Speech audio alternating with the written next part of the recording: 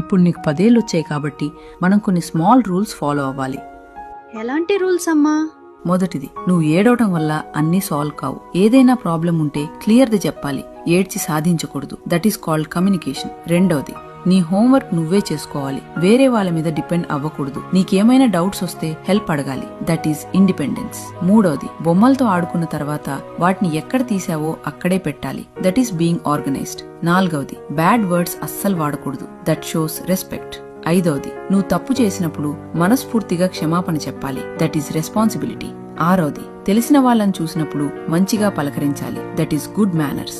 ఏడవది, ఇంటి పనుల్లో అమ్మా నాన్నలకు ఇష్టంగా హెల్ప్ చేయాలి. That is sharing. ఎనిమిదవది, నీకు ఏదైనా అర్థం కాకపోయినా లేదా డౌట్ వచ్చినా మౌనంగా ఉండకుండా వెంటనే అడిగి తెలుసుకోవాలి. That is honesty. తొమ్మిదవది, కారణం లేకుండా కోప్పడ్డం, చిరాకు పడ్డం చెయ్యకూడదు. నీ ఎమోషన్స్ ని కంట్రోల్లో ఉంచుకోవాలి. పదవది, ప్రతిరోజు కొత్తగా ఏదైనా నేర్చుకోవడానికి ప్రయత్నించాలి. That is growth. సరే అమ్మా, నాకు అర్థమైంది. Very good. ఇవాళ ఈ రూల్స్ స్ట్రిక్ట్ గా అనిపించొచ్చు, కానీ రేపు మీ పిల్లల భవిష్యత్తుకు ఇవి చాలా అవసరం. బాల్యంలో నేర్పే క్రమశిక్షణే జీవితంలో బలంగా మారుతుంది. ఈ చిన్న పాఠాలు గొప్ప జీవితాలను తీర్చిదిద్దగలవు. ఈ మెసేజ్ ని పిల్లలను పెంచుతున్న